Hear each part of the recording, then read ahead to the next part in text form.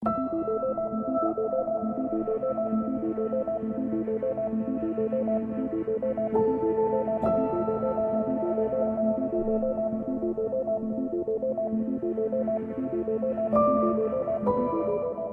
días a todos. Muchas gracias por conectarse a nuestro webinar del mes de febrero. El día de hoy tenemos a dos grandes ponentes. Por un lado se encuentra el maestro en Ciencias de la Salud, Juan Carlos Bravata Alcántara. Él es biólogo egresado de la Universidad Nacional Autónoma de México y obtuvo su maestría en Ciencias de la Salud en el Instituto Politécnico Nacional. Él trabajó en el Hospital Juárez de México en el área de genética y diagnóstico molecular y actualmente labora en el Hospital Regional de Alta Especialidad de Ixtapaluca en el Departamento de Diagnóstico Molecular. También se encuentra con nosotros la maestra en ciencias Ileana Alejandra Cortés. Ella es química farmacéutica bióloga por la Universidad Nacional Autónoma de México y es maestra en ciencias por el Instituto Politécnico Nacional. Ella labora en el Hospital Juárez de México, en el Laboratorio de Bacteriología y también en el Laboratorio de Genética y Diagnóstico Molecular. Ambos tienen una gran trayectoria con diversos artículos publicados en el área de la salud, específicamente en el área de la infectología. El trabajo que nos presentarán el día de hoy se titula Epidemiología molecular de la resistencia bacteriana a los antibióticos, un caso hospitalario, detección mediante la plataforma HS12. Y bueno, adelante, maestros. Buenos días a todos y agradecemos la invitación para estar en esta plática y compartirles un poquito de nuestra experiencia y un poquito también de lo que se vive día a día en los diferentes laboratorios, tanto de bacteriología como de la parte de diagnóstico molecular. Nada más como una pequeña corrección, yo actualmente también me encuentro laborando en el Hospital Juárez de México, o sea, estoy tanto en el Hospital de Alta Especialidad como en el de Hospital Juárez de México, en ambos de diagnóstico molecular. Y bueno, básicamente nos interesó darles esta plática y que también, de cierta manera, por el interés que se tiene en la actualidad, referente a la resistencia a los antibióticos, ya que actualmente es algo de interés por el tema que está generando en el ambiente hospitalario. Y bueno, eso es en el ambiente hospitalario, pero también en otras áreas, ¿no? Entonces, primero que nada, quiero como definir muy brevemente lo que se considera como resistencia. Y bueno, básicamente su definición se caracteriza por la capacidad de un microorganismo para resistir los efectos de uno o varios antibióticos.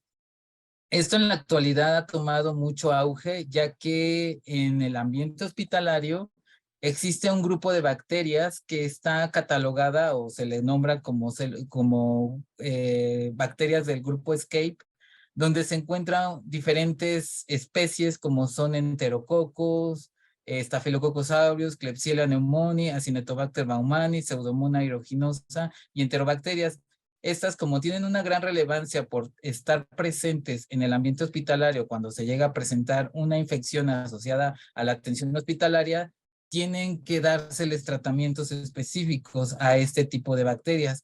¿Cuál es el problema? Que muchas de las veces entre estas bacterias pues se llega a presentar diferentes mecanismos, los cuales le confiere cierta resistencia y esto le da como la importancia para poder hacer estudios, para poder estar conociendo sus posibles mecanismos y sus interacciones y su importancia en la parte de lo que es sus tratamientos, ya que al tener tratamiento este tipo de bacterias y no responder a ellos, esto les genera que la estancia hospitalaria sea mayor y por consecuencia el gasto hospitalario pues se incrementa, ¿no? Y su estancia pues evidentemente también aumenta. Esto en la actualidad se vio también muy reflejado en lo que fue la pandemia de SARS-CoV-2. También se vio que muchos de los pacientes que llegaron a presentar SARS y que tuvieron que estar varios días aquí hospitalizados, llegaron a presentar alguna de estas complicaciones por alguna de estas bacterias, debido a precisamente a que también como se encuentra una situación de resistencia, y que muchas de las veces no se hace como tal las caracterizaciones tanto a nivel genético como fenotípicamente, pues muchas de las veces pues no se determina cuál es el agente causal en este tipo de pacientes o en cualquier paciente que esté en la unidad de cuidados intensivos. Entonces, ¿por qué se da? Pues bueno, ya más o menos lo estuve comentando, pero también se ha visto relacionado con un exceso excesivo de todo el tipo de antibióticos, ya que pues actualmente, bueno, ya afortunadamente ahorita ya no es tan de fácil acceso, porque anteriormente sí se tenía como la facilidad de poder adquirir la amoxicilina con ácido clavulónico casi casi como si fuera una aspirina. Entonces todo esto pues evidentemente no solo pues obviamente conllevó a que también se estuviera de una manera desmedida utilizando este tipo de antibióticos. Entonces pues en la actualidad afortunadamente ya existe un poco de regulación al respecto, ¿no? Como les decía, los pacientes que están en la terapia intensiva pues evidentemente al tener diferente tiempo en el que están hospitalizados, pues en algún punto llegan a tener su sistema inmunológico inmunosuprimido y pues dan pie a que bacterias de tipo oportunistas y que por diferentes temas, por ejemplo, de lavado de manos entre el personal de salud, pues le confiera que llegue a presentar alguna de esas bacterias como las que les comenté anteriormente, las del grupo de las Escape, perdón. También se ve relacionado este tema de la resistencia con la mala producción de las concentraciones de los medicamentos, ya que esto pues también puede conferir que si no tiene una dosis adecuada el medicamento, en este caso el antibiótico, pues le pueda conferir que no tenga la misma función y por consecuencia le dé la oportunidad a la bacteria a poder adaptarse y como consecuencia tener mecanismos de resistencia. También se ha visto que en el ambiente, en todo lo relacionado a lo agrícola, perdón, a lo ganadero, pues también se ha visto que muchos de los productos que uno consume, muchas de las veces, pues también tiene que tomar antibióticos y por consecuencia también puede ser una posibilidad de que se esté dando la resistencia. Y como también se sabe, por ejemplo, cuando las personas que se les da un determinado antibiótico no concluyen su tratamiento, pues eso también facilita mucho para que las bacterias que no se eliminan en el momento con el tratamiento dado, pues tengan la capacidad de resistir a y empiecen a generar esa resistencia. A nivel genético se llegan a presentar diferentes mecanismos de transferencia a nivel de lo que es las bacterias entre ellas mismas, por la expresión que se llega a dar de los genes que componen a estas. Estas a su vez generan una serie de mutaciones que le confiere que cuando un determinado antibiótico va dirigido a un sitio de unión, al presentar ciertas variaciones o mutaciones, no actúe de la manera adecuada. Entre las bacterias también se llega a presentar que se puede compartir sus genes entre ellos mediante transferencias tanto de tipo horizontal y vertical, que le confiere también a las bacterias que los genes que anteriormente no tenía de resistencia los adquiera y por consecuencia adquiera esos nuevos mecanismos a través de sus plásmidos. Y también otro de los mecanismos que se ha visto relacionado, por ejemplo, en el caso de tuberculosis, es a través de sus transposones que tienen alrededor del genoma de la bacteria, a través de integrones y lo que actualmente se está estudiando mucho, que son los cassettes genéticos, ¿no? Entonces, eso es a nivel genético como se está dando un poco los mecanismos de resistencia. Ahora, como les había comentado anteriormente, el hecho de que a un paciente se le dé un antibiótico determinado, por ejemplo, amoxicilina, para eliminar una bacteria determinada, ya sea de vías relacionadas a infecciones de tipo respiratorias, al no concluir su tratamiento, confiere que las bacterias que llegan a quedarse en lo que es el organismo, en algún punto se vuelvan a reproducir, como tuvieron la capacidad de resistir al antibiótico, dan como característica que después estas bacterias que ya tienen estas ciertas variaciones o mutaciones crezcan y estas a su vez ya adquieran esos mecanismos de drogoresistencia. Entonces, a grandes rasgos, como ya les decía, el tema de la resistencia actualmente es un problema de preocupación, debido que principalmente en la actualidad se está viendo muy enfocado en lo que es la parte del sector salud por los pacientes, como les decía, que están hospitalizados. por el tema de la alimentación, de lo que se le da a los diferentes, ya sea alimentos que nosotros consumimos, ya sea de tipo vacuno, bovino o avícola. Entonces, todo eso confiere que se esté presentando mucho el tema de la resistencia.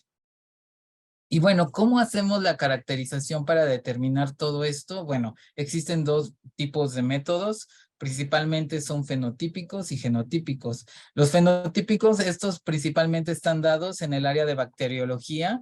Previo a esto se tuvo que hacer una caracterización a través de métodos como son el uso de equipos automatizados para identificar primero qué tipo de bacteria tiene el paciente dependiendo de los tipos de aislados de donde se tomen y que dependiendo de las características clínicas que tengan los pacientes, pues evidentemente se va a mandar el tipo de muestra, se hace la caracterización ya sea por morfología, dependiendo de que si llega a presentar la bacteria X, por ejemplo, una Acinetobacter baumannii, se tiene que hacer la identificación de para ver si presenta o no presenta resistencia a este tipo bueno, si va a presentar más bien resistencia al tipo de antibiótico que se le dé para este tipo de padecimiento causado por Acinetobacter baumannii, que principalmente, pues lo que normalmente se ve mucho son las septicemias, ¿no?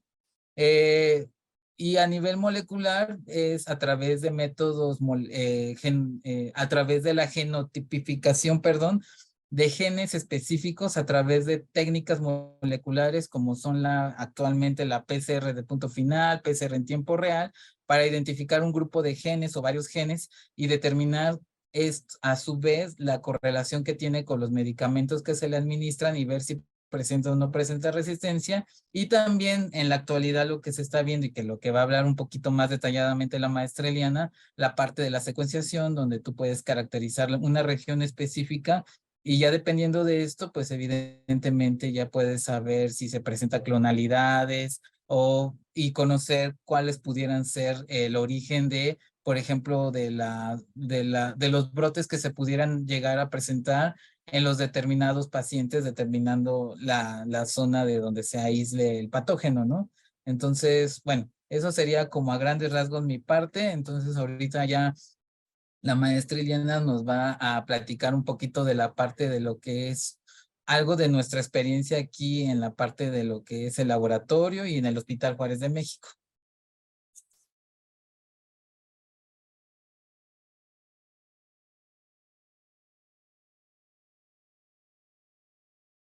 Les voy a relatar la experiencia que tuvimos con un brote de bacterias resistentes que ocurrió en el 2016.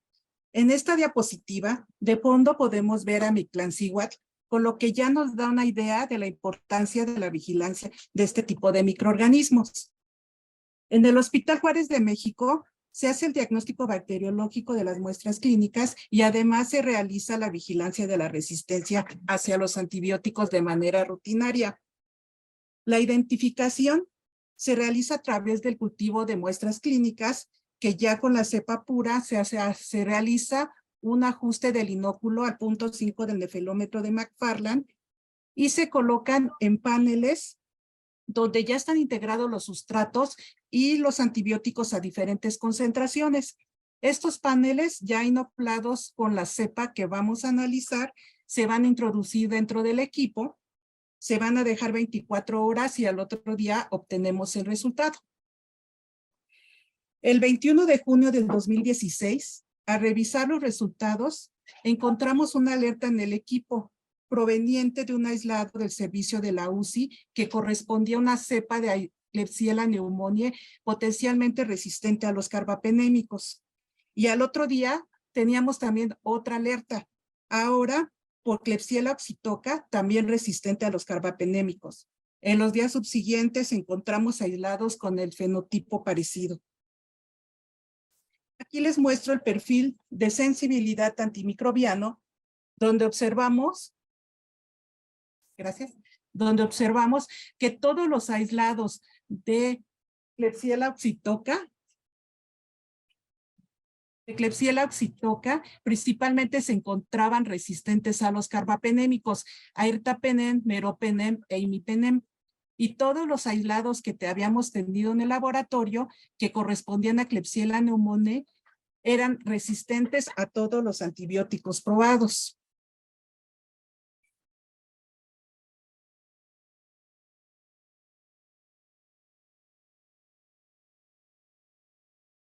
Ahora, como estos resultados nosotros los obtuvimos a través de una plataforma automatizada, de acuerdo al CLCI, que es el organismo rector para la resistencia a antibióticos en las Américas, se recomienda que se tiene que confirmar. Dentro de las pruebas confirmativas está la prueba de los 12 discos, que consiste en una prueba de Kirby-Bauer con sensidiscos que tienen cefalosporinas de tercera, cuarta generación con isinclabulonato y carbapenémicos, ertapenem, meropenem e imipenem. Entonces, de acuerdo a esto, confirmamos nuestros aislados, que aquí les muestro que todos nuestros aislados de Klebsiella pneumoniae fueron resistentes a todos los antibióticos por esta técnica.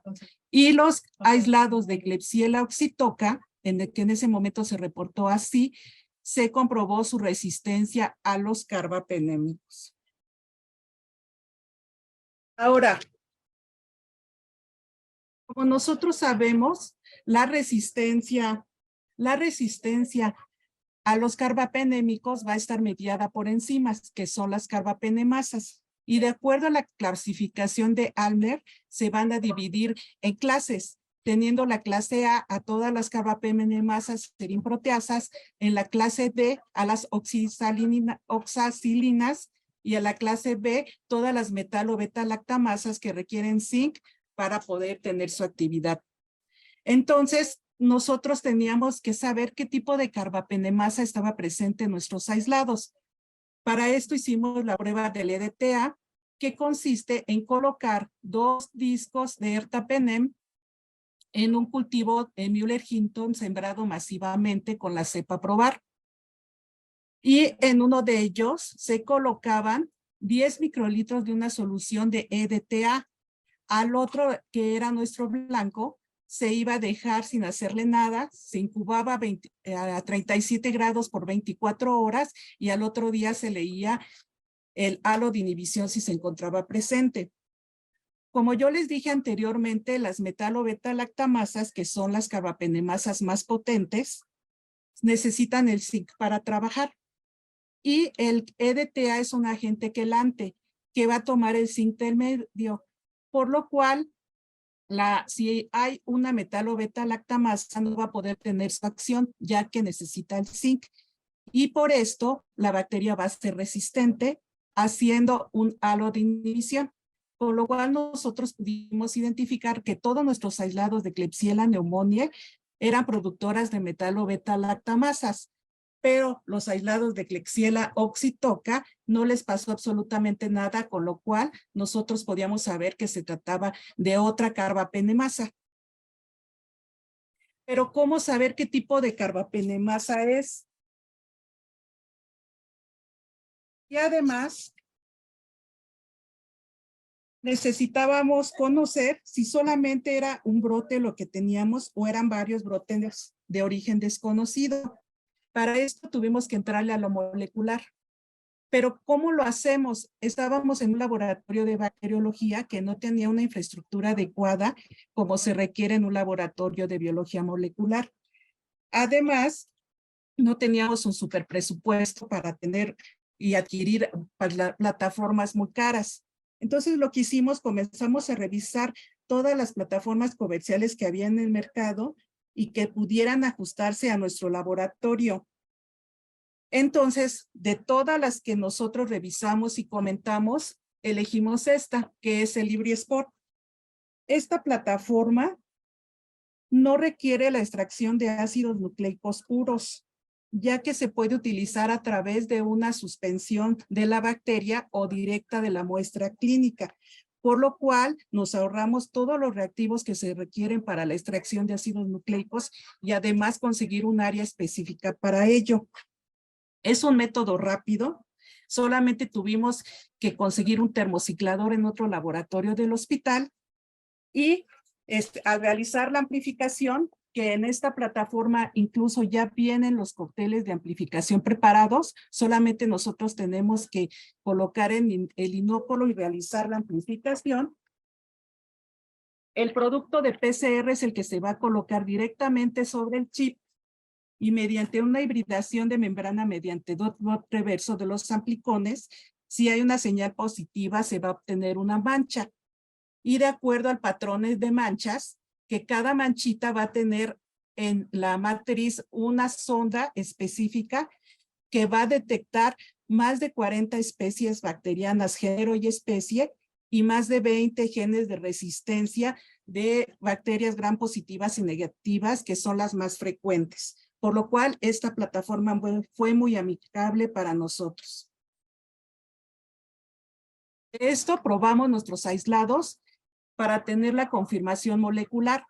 Para las cepas de Klebsiella pneumoniae, nos reportó el resultado que son de la familia Enterobacteriaceae, Klebsiella pneumoniae confirmada molecularmente y que eran productoras de beta-lactamasa SHB, beta-lactamasa de espectro extendido CTXM y carbapenemasa nueva DELI. Obtuvimos bastante información mediante esta plataforma de manera rápida. Ahora, para las Klebsiellas oxytoca, nosotros pudimos ver que el equipo nos reportó que eran de la familia Enterobacteriaceae y que eran productoras de carbapenemasa OXA48, pero no tuvimos la confirmación de que eran Klebsiellas oxytoca. Volvimos a repetir el resultado y esto fue lo mismo que tuvimos, o sea, la prueba era repetible y nosotros no habíamos cometido ningún error. Para poder explicar qué era lo que pasaba, decidimos hacer secuenciación de nuestros aislados. Como no teníamos secuenciador aquí en el hospital, hicimos una colaboración con el INDRE, les dimos nuestros aislados y ellos hicieron la confirmación por secuenciación. Y todos nuestros aislados de Klebsiella pneumoniae fueron confirmados como Klebsiella pneumoniae, pero los aislados de Klebsiella oxytoca fueron rautelas ornitinolíticas, por lo que el IBRI-SPOT estaba correcto al no identificar a esta bacteria en género y especie, pero sí en la familia y el gen de resistencia. Hasta ahora nosotros ya sabíamos de qué bacterias se trataban y qué genes de resistencia se tenían, pero ahora necesitábamos saber si todas eran originadas por una clona o había diferentes orígenes. Por eso hicimos nosotros una prueba de ERIC-PCR. En esta diapositiva es un ejemplo de lo que nosotros obtenemos cuando se realiza una prueba de ERIC-PCR, que más que nada es evaluar secuencias intergénicas consensos repetidas en enterobacterias. Como ustedes pueden ver, en este perfil se evalúa si son iguales o si son diferentes y podemos ver aquí claramente que al menos de la 1 a la 3 se ve que son de la misma clona porque son iguales. Ya la 4 y la 5, si ustedes pueden apreciar, aquí hay unas banditas diferentes. Entonces, así se puede ir evaluando si se trata de una misma cepa o de diferentes cepas. Esto lo hicimos con nuestro brote de Klebsiella pneumoniae y obtuvimos que todas las cepas de Klebsiella pneumoniae eran clonales de la cepa 466, que fue la primera que detectamos. Como ustedes pueden ver, es el mismo patrón clonal, por lo que podemos ver claramente que todas tienen un mismo origen, o sea que se trata de un solo brote. Con todo esto, lo documentamos, hicimos también otros estudios sobre el blind EDM, que es el gen responsable. Analizamos también si se encontraba dentro de integrones de clase 1 y lo publicamos. Este fue nuestro primer reporte. Y además también nosotros escribimos nuestra experiencia con Rautela y presentamos otro artículo de toda la experiencia que tuvimos en el manejo de estas cepas. Pero después de esto, ¿qué más podemos hacer? Pues analizar los mecanismos de patogenicidad de estas bacterias, porque como ustedes han visto, son bacterias altamente resistentes y queríamos saber también cómo estaban sus mecanismos de patogenicidad. Y además, aprovechando que ya teníamos la secuenciación de los genomas completos, pues ya era más fácil trabajarlas. Si ustedes recuerdan, una de las características de Klebsiellas son su capacidad mucoide, su cápsula. Ustedes pueden ver aquí claramente que en un cultivo, con una asa, si nosotros las tomamos, se van a formar un hilo mucoide, pero este hilo mucoide es alrededor de 2 centímetros de longitud. Pero también hay algunos otros cultivos en los que se observan un hilo mucoide de más de 5 milímetros de tamaño. Este es uno de los fenotipos que se ha considerado en la hipervirulencia de Klebsiella pneumoniae. Y a partir de los años de 1980 y 1990, en Taiwán, comenzaron a reportarse aislados con infección de Klebsiella pneumoniae de la comunidad en pacientes sin antecedentes de enfermedad hepatobiliar, y estos presentaban abscesos hepáticos piógenos y propensión a diseminación metastásica por estas bacterias.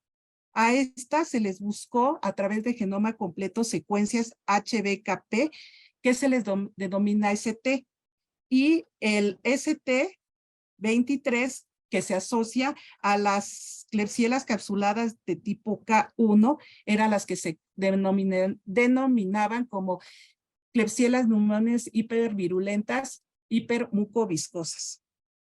Estas fueron descritas por primera vez en el Pacífico asiático con características clínicas específicas y más que nada asociadas a la producción de abscesos hepáticos. La tipificación de estas secuencias es lo que nosotros ahorita estamos haciendo. En el momento que terminemos, vamos a escribir y mandar el próximo artículo.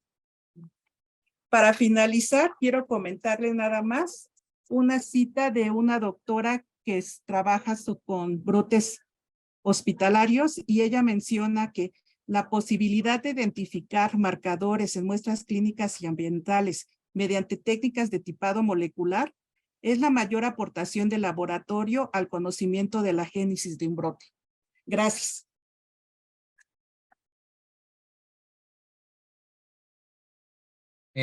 Bueno, como pudieron ver, lo que nosotros hacemos como laboratorio es siempre ir de la mano con la parte de Bacter, y a la vez Bacter ir de la mano con nosotros molecular, porque gracias a lo que se obtiene de lo que sale en Bacter, se puede aplicar las diferentes técnicas que, como anteriormente mencionó la maestra, se puede llegar a confirmar e incluso conocer brotes, los cuales, como ya anteriormente lo había dicho, son de gran importancia para el ambiente hospitalario por el término de la estancia hospitalaria y los costos que conlleva. Y obviamente no solamente también está dado en cuestiones sépticas, sino también se puede encontrar en ciertos pacientes que cumplen ciertas características, como por ejemplo fiebres neutropénicas, en pacientes hematológicos, en pacientes de terapia intensiva y bueno, etc. Entonces, espero que haya sido de su agrado la plática. La idea era como exponer esta parte de nuestra experiencia y evidentemente también la importancia de ciertos kits comerciales, los cuales te permiten, como ya bien dijo la maestra, poder hacer esa relación con lo que se obtiene en Bacter. Entonces, los métodos moleculares no van a sustituir a la bacteriología, sino van de la mano. Eso creo que es lo más importante que hay que resaltar. Entonces, pues no sé si tengan alguna duda, pregunta o comentario.